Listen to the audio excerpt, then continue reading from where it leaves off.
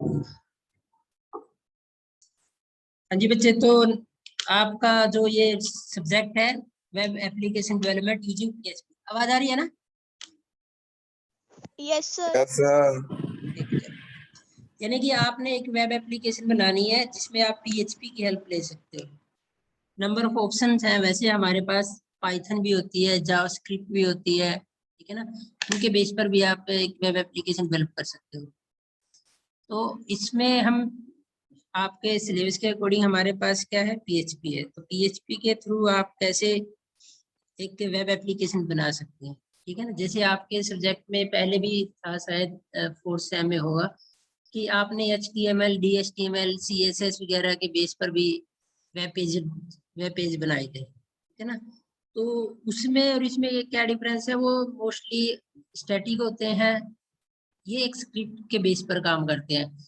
यानी कि हम एक सर्वर के थ्रू जो कोड लिखा होता है उसको एग्जीक्यूट कराते हैं। नंबर ऑफ ऑप्शन ज्यादा होते हैं, कोई भी स्क्रिप्टिंग लैंग्वेज आप यूज करो तो उसमें नंबर ऑफ ऑप्शन, सबसे बड़ा बेनिफिट तो होता है कि इनबिल्ट होते हैं। दूसरा, उसमें आप जो डिजाइन बनाओगे एज कंपेयर टू सिंपल जो आप लैंग्वेज यूज करते हो हाइपर टेक्स्ट, उसके कंपैरिजन में नंबर ऑफ ऑप्शन ज्यादा प्रोवाइड करते हैं, ठीक है ना।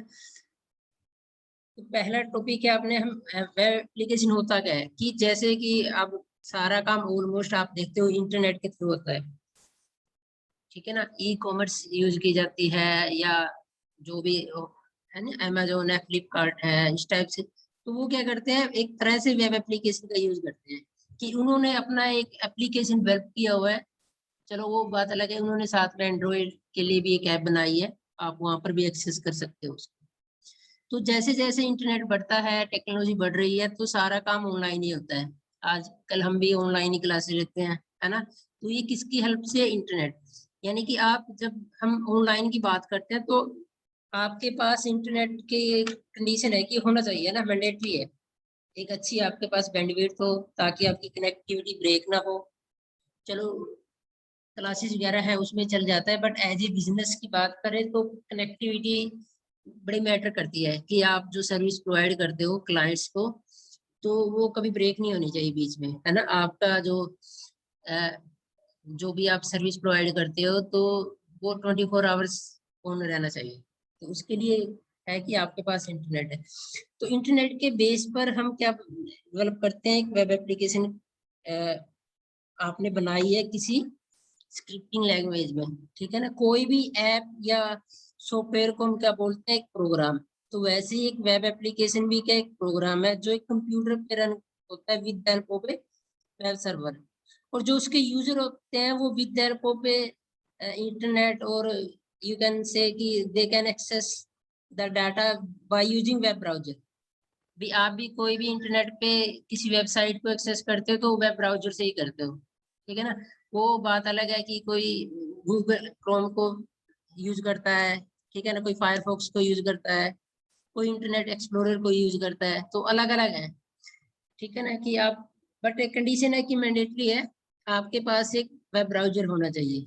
तो आप एक यूजर हो, एंड यूजर हो एक वेब एप्लीकेशन के, तो आप उसको वेब ब्राउजर के थ्रू एक्सेस कर सकते हैं। तो वेब एप्लीकेशन में क्या होता है, जो एप्लीकेशन डेवलप की हुई है वो आपके वेब ब्राउजर पे रन होती है। हम उसके क्लाइंट हैं, हम उसको सिंपल, हमारे पास एक इंटरनेट होना चाहिए और हमारे लैपटॉप या कंप्यूटर या मोबाइल पे एक वेब ब्राउजर होना चाहिए, तो हम उसको डायरेक्टली वहां से एक्सेस कर सकते हैं, ठीक है ना। तो ये क्या है, एक वेब एप्लीकेशन की डेफिनेशन है, कि एक वो ऐसा प्रोग्राम जो एक कंप्यूटर पे रन होता है with the help of a web browser, sorry web server. और as a client you can access the web service by using a web browser, ठीक है ना। तो वेब ब्राउजर की हेल्प से कोई भी क्लाइंट्स उसको एक्सेस कर सकता है। अब जो वेब एप्लीकेशन होती है वो क्या करते हैं, एक ऐसा सिस्टम प्रोवाइड करते हैं, जो यूजर होते हैं वो एज ए बिजनेस लगा लो या जो भी है, वो सारा आपका जो ऐप डेवलप की होती है वो कहाँ एग्जीक्यूट होती है, सर्वर पे, ठीक है ना। यानी कि उसको हम होस्टिंग कहते हैं ना, जैसे, या भी कोई आप अपने कंप्यूटर उसकी वेब सर्वर की होस्टिंग करता है, कहाँ पर कर रहा है वो, एक वेब सर्वर के थ्रू। और जो उसका रिजल्ट व्यू होता है या एक पर्सन एक्सेस कर सकता है, वो वेब ब्राउजर के थ्रू एक क्लाइंट वर्क स्टेशन कह सकते हो या कंप्यूटर पे कह सकते हो, बोथ आर सेम चीज, ठीक है ना। तो मतलब कि हम ये कह सकते हैं इन ब्रीफ कि हम एक वेब एप्लीकेशन डेवलप करेंगे, वो वेब सर्वर पे एग्जीक्यूट होगा।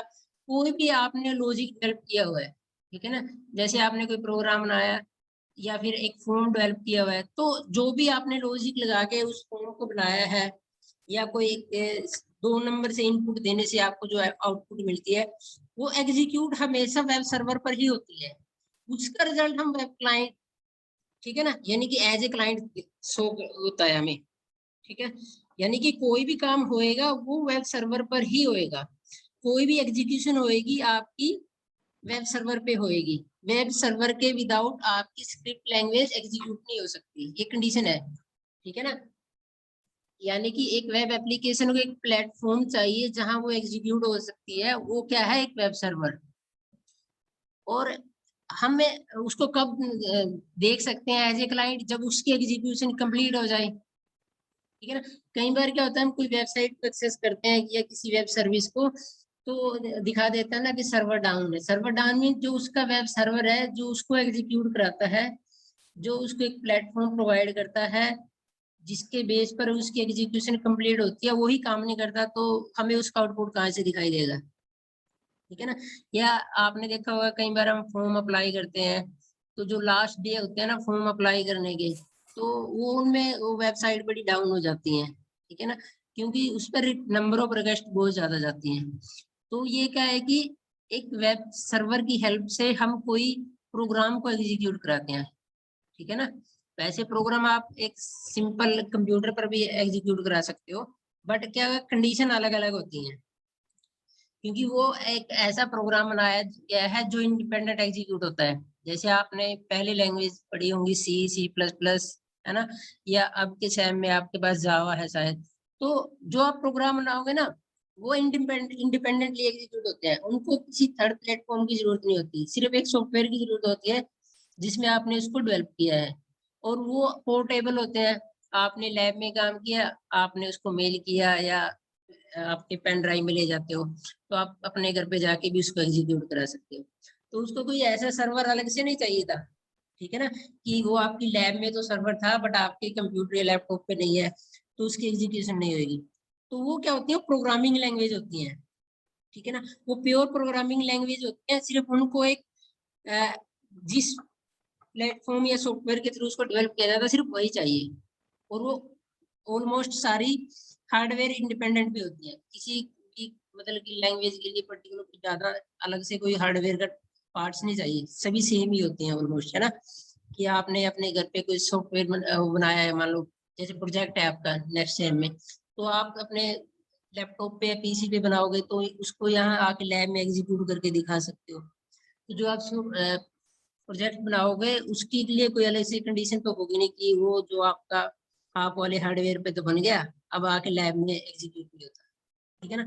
बट वो कहाँ मैटर करता है, जब हम प्रोग्रामिंग की बात करते हैं, और जब हम एक वेब ऐप की बात करते हैं, यानी स्क्रिप्ट लैंग्वेज की बात करते हैं, ठीक है ना। स्क्रिप्ट लैंग्वेज ऐसी प्रोग्राम होता है कि जो मतलब अपने आप एग्जीक्यूट नहीं हो सकता, एक थर्ड टूल चाहिए उसको जो उसको एग्जीक्यूट कराता है। वो थर्ड टूल क्या है, वेब सर्वर, ठीक है ना। तो ये वेब सर्वर और वेब एप्लीकेशन का एक छोटा सा पॉइंट है कि आपके पास कोई ना कोई वेब सर्वर होना चाहिए।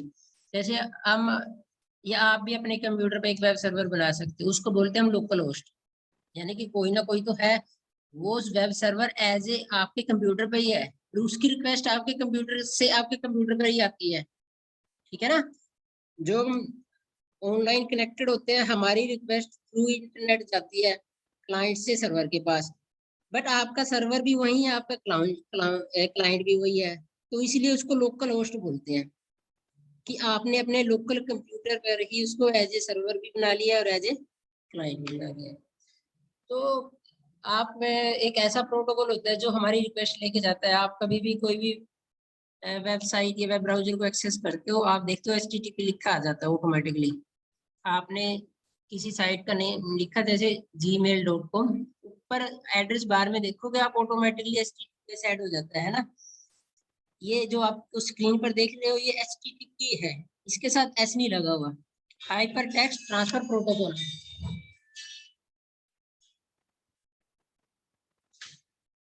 हाइपर टेक्स्ट ट्रांसफर प्रोटोकॉल क्या होता है, जो हमारी रिक्वेस्ट को एक सर्वर के पास लेके जाता है और उस रिक्वेस्ट का हमें रिप्लाई प्रोवाइड करता है, ठीक है ना। लेकिन आप देखोगे आजकल एस लिखा होता है साथ में, एस का मतलब होता है कि वो सिक्योर है, HTTPS, ठीक है ना। तो आजकल सिक्योरिटी प्रोवाइड करने के लिए, ताकि हमारी रिक्वेस्ट जो क्लाइंट सर्वर के पास जाती है और सर्वर से रिप्लाई आता है, कोई इसको यूज ना कर पाए, ठीक है ना। तो एज ए मतलब कि प्रोटोकॉल वो हमें सिक्योरिटी प्रोवाइड करता है, वो होता है hyper text transfer protocol secure. इसका मतलब कि सिक्योर है। तो आजकल हर एक वेब ब्राउजर पे वो बाय डिफॉल्ट में ही सपोर्ट करता है, पहले नहीं था, पहले HTTP ही चलता था, ठीक है ना। तो वो हम कभी एक्सेस कर सकते हैं जब हमारे पास एक इंटरनेट है।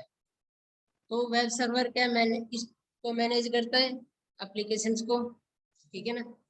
रिक्वेस्ट सेंड करता है फ्रॉम क्लाइंट टू सर्वर, और उसको एज ए रिटर्न प्रोवाइड करता है, एज ए उसको बोलते हैं हम रिस्पॉन्स, जो एक के सर्वर से हमारे क्लाइंट्स को, है ना, जैसे आप एज ए क्लाइंट हो, आपने कोई वेबसाइट को एक्सेस किया, या अमेजोन है या फ्लिपकार्ट है, ठीक है, जैसे आपने किसी प्रोडक्ट पे क्लिक किया तो वो आपकी रिक्वेस्ट है तो उसके सर्वर के पास जाती है, तो वो फिर चेक करता है बैकएंड पे, और उसके जो भी इंफॉर्मेशन वहां होती है कि वो आपको एज ए रिस्पॉन्स प्रोवाइड कर देता है। तो ये सारा काम हमारा with the help of HTTP protocol होता है, ठीक है ना। यानी कि हमारी रिक्वेस्ट जाना और उसका रिप्लाई आना, तो वो कौन प्रोवाइड करता है हमें, HTTP प्रोटोकॉल, ओके सर। ठीक है ना। तो क्लाइंट साइड में हम जो एक्सेस करते हैं, ब्राउजर की हेल्प से एक्सेस करते हैं,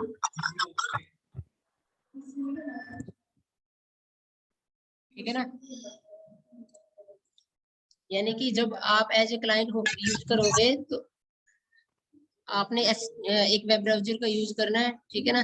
तो वेब ब्राउजर बाय डिफॉल्ट में हर एक कंप्यूटर पे होता है, हर एक लैपटॉप पे होता है, और आपके हर एक एंड्रॉइड फोन में। आप तो you can access the any application by using a web browser, ठीक है। तो वो HTML को सपोर्ट करते हैं, ठीक है ना। यानी कि जो हम इंटरफेस प्रोवाइड किया जाता है हमें वेब ब्राउजर से, जो उसका डिस्प्ले आता है उसमें, बच्चे ये अपना माइक बंद रखो, ये बोलना नहीं है किसी ने, ठीक है। तो यानी कि हम, अगर हम किसी भी स्क्रिप्टिंग लैंग्वेज की बात करते हैं ना, तो उसमें भी HTML कहीं ना कहीं इंक्लूड होता है। यानी कि हम जब कोई भी ऐप बनाते हैं तो उस, जैसे PHP है, तो PHP के कोड को एम्बेड करते हैं HTML के पेज के अंदर, ठीक है ना, तभी वो एग्जीक्यूट कराता है।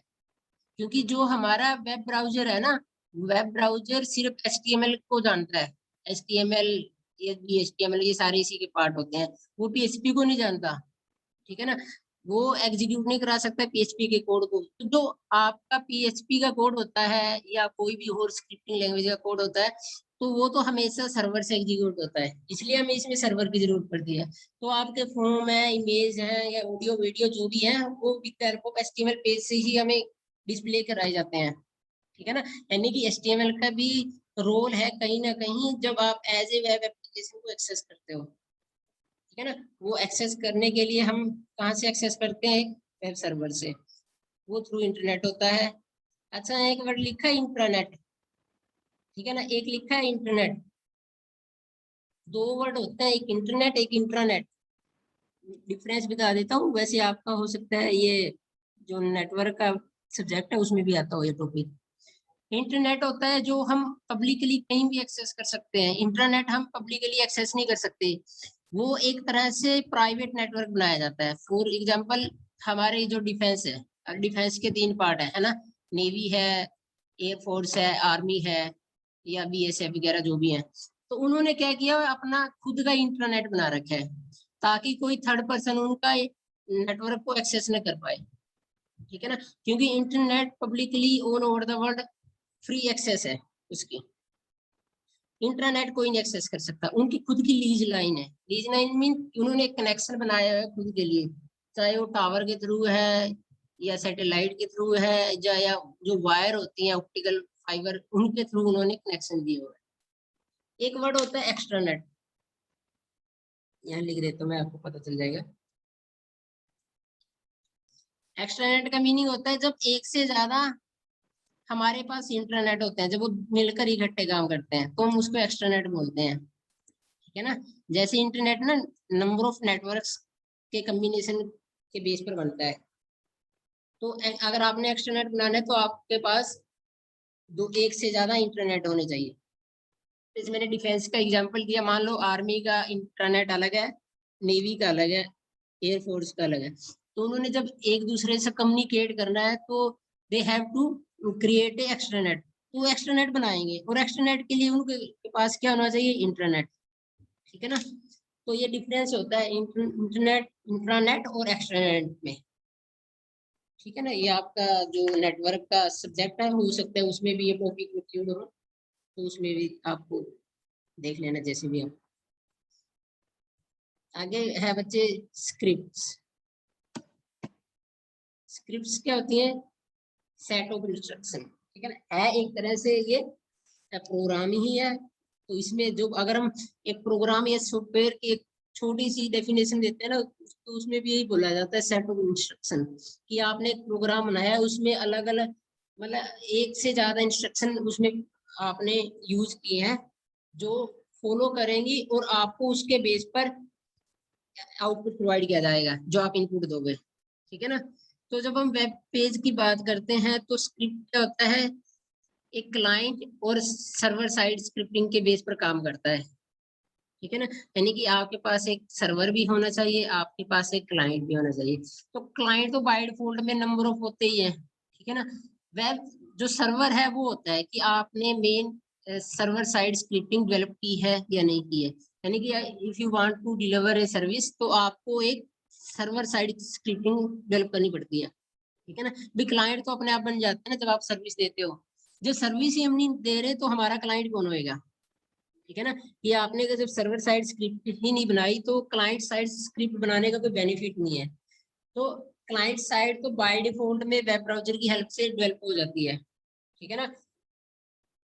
बट जो सर्वर साइड है वो आपको लिखनी पड़ती है, यानी कि जो आपका कोड होता है वो सर्वर साइड पे एग्जीक्यूट होता है और उसका आउटपुट क्लाइंट साइड पे शो होता है, यानी कि उसका इफेक्ट जो आएगा वो कहाँ आएगा, क्लाइंट साइड पे।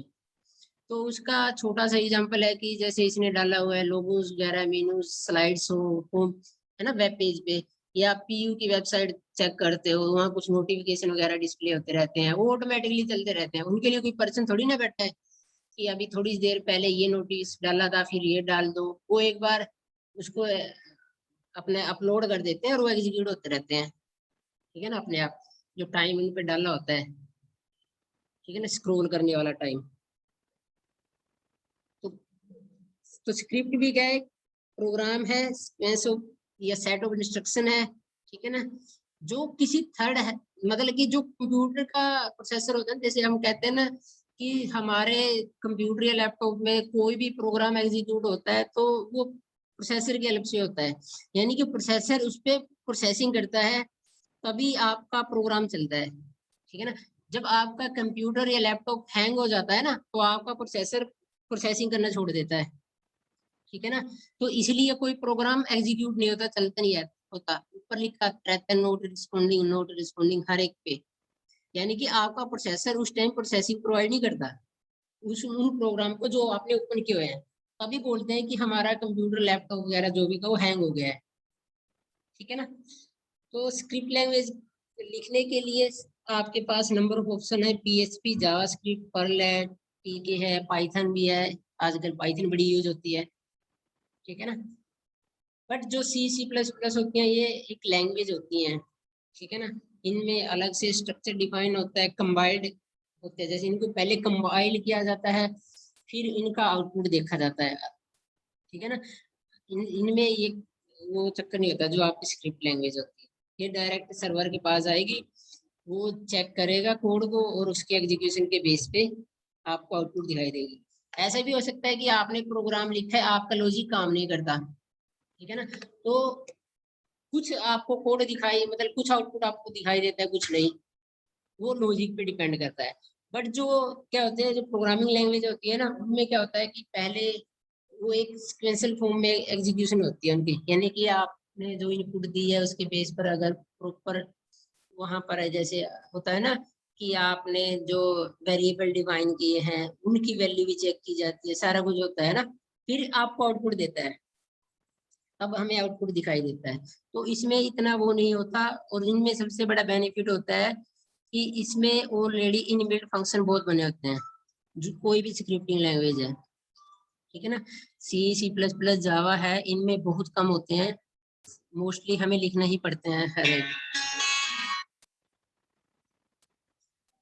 तो ये स्क्रिप्टिंग लैंग्वेज है, हर एक लैंग्वेज को हम एम्बेड करते हैं विद HTML, यानी कि आप अगर PHP में कोडिंग करते हो तो आप उसमें कहीं ना कहीं HTML की हेल्प भी लेते हो, ठीक है ना, क्योंकि जो हमारा क्लाइंट है वो आपका जो एग्जीक्यूशन होने के बाद आउटपुट उस पर्सन को दिखाई देगा, क्लाइंट को, वो वेब ब्राउजर के थ्रू देता है, और वेब ब्राउजर हमेशा सबसे पहले HTML को ही रीड करता है, ठीक है ना। तो आगे है क्लाइंट साइड स्क्रिप्टिंग, जो क्लाइंट साइड की बात कर रहे हैं वो with the help of web browser execute होता है। अब उसको एग्जीक्यूट होने के लिए ना 3-4 स्टेप फॉलो होते हैं। ये है, मान लेते हैं हम क्लाइंट, ये है सर्वर। तो क्लाइंट हमेशा एक URL, यानी कि आपने अपना क्या किया, गूगल क्रोम ओपन किया मान लेते हैं, फिर उसमें URL टाइप कर दिया है ना, www.google.com ऐसे ही लिख दिया मान लो। तो फिर वो वेब ब्राउजर के पास आता है, फिर वेब ब्राउजर उसको चेक करता है कि आपने डोमेन नेम लगा लो या उस वेबसाइट का नाम लगा लो, वो सही लिखा है नहीं लिखा है ना। मान लो GW है तो आपने इसमें ट्रिपल O लगा दिया तो गलत हो गया, तो आपको वो पेज थोड़ी ना मिलेगा। वेब सर्वर क्या करेगा, आपकी रिक्वेस्ट को चेक करेगा, और उसमें जो नेम आपने एंटर किया वो गलत होएगा तो वो आपको रिटर्न कर देगा, मतलब जो भी नेम वगैरह से रिलेटेड उन्होंने वहां मैसेज डाला होगा, the page can't be display, इस टाइप से जो भी होता है ना। या अगर आपने सही डाला तो HTML का वेब पेज आपको मिल जाएगा और एग्जीक्यूट हो जाएगा आपके एज ए क्लाइंट, ठीक है। सर्वर साइड में थोड़ा अलग होता है कि सर्वर के पास रिक्वेस्ट आती है, फिर वो रिक्वेस्ट के अकॉर्डिंग अपनी स्क्रिप्ट को एग्जीक्यूट कराता है, तो आपको वो आउटपुट दिखाई देता है, यानी कि यहाँ वाला काम, ठीक है ना, वो कहाँ हो रहा है, सर्वर साइड पे। तो वो उसने यहाँ पर दोबारा दिखा दिया है कि आप एक इंटरनेट की हेल्प से एक रिक्वेस्ट सेंड करते हो, फिर उसकी स्क्रिप्टिंग होती है, जैसे यहाँ PHP इंटरप्रेटर है, ठीक है ना, यानी कि एक तरह की क्या है, इंटरप्रेटर लैंग्वेज है, और फिर वो आपको आउटपुट देता है। यही वो दोबारा उसने लिखा है कि आप सर्वर टू क्लाइंट, यानी कि जो आउटपुट जाएगा सर्वर की साइड से, ठीक है ना, वो उसको बोलते हैं हम सर्वर टू क्लाइंट। और जो क्लाइंट टू सर्वर है, यानी कि जो एक एज ए क्लाइंट ने एक रिक्वेस्ट सेंड किया है, यानी कि हम सिंपल सी बात मान लें, आपने URL एंटर किया है तो वो भी हमारी एक रिक्वेस्ट है जो सर्वर को सेंड होती है।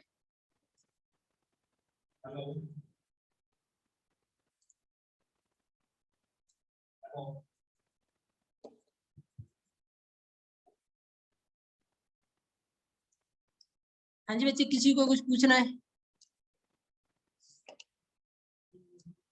सर इसकी बुक। बुक मैं बता दूं बच्चे, ग्रुप में डाल दूंगा।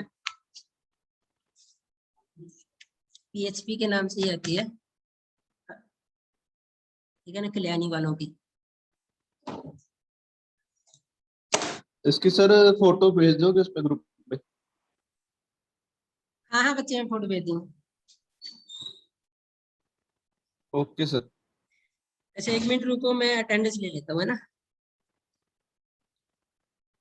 रविंद्र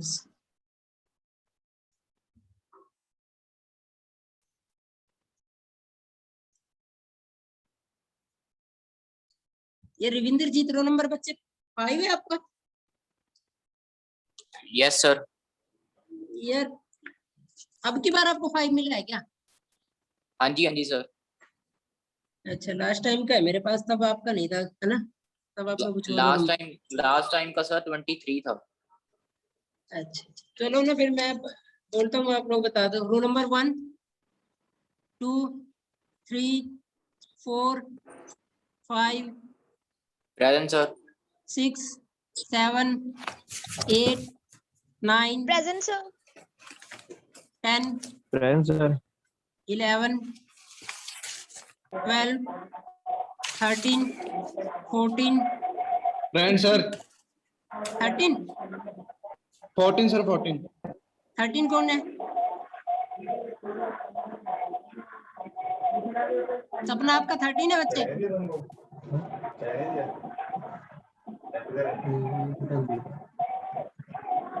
हाँ जी बच्चे बोलो। 14 हो गया, 15, 16, 17, 18, 19, 17, हाँ 18 बच्चे, 19, 20, क्या रोल नंबर है? 19, 20, 21, 22, 3, 4, 5, 26, 27, Present, sir. 28, 29, 30, 31, 32, Present, sir. Sir, 31. ठीक है, 33, 34, 35, 35 present, sir. 36, 37, 38, 39, 40। चलो बच्चे, ठीक है। Thank you, sir.